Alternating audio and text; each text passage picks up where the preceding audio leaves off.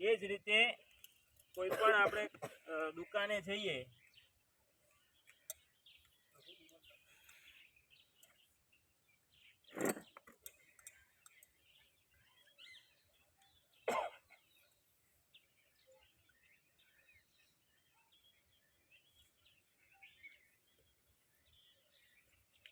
એટલે બહેનો જે છે ને બહેનો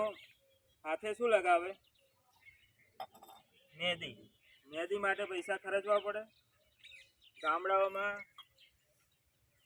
જ્યાં જોવા ત્યાં દેશી મહેંદી આપણને મળી રહે હવે એનો પાવડર તમે જેમ ગાલે ઘસો બધાને એવી રીતે તમે ડ્રાય પાવડરથી પણ હોળી રમી શકો આ ચામડી માટે બહુ જ અક્ષીર દવા છે ચામડીના કોઈ પણ રોગોમાં મહેંદી વપરાય એટલે એટલા માટે બહેનો વાપરતી હોય હવે આ તમે વાપરો તો આનાથી તમને આનો પણ એક થોડું તમે પલાળી રાખશો આનો પણ તમને ગ્રીન જેવો લાઇટ ગ્રીન જેવો તમને કલર મળી જાય અને તમારે આ રીતે પલાળી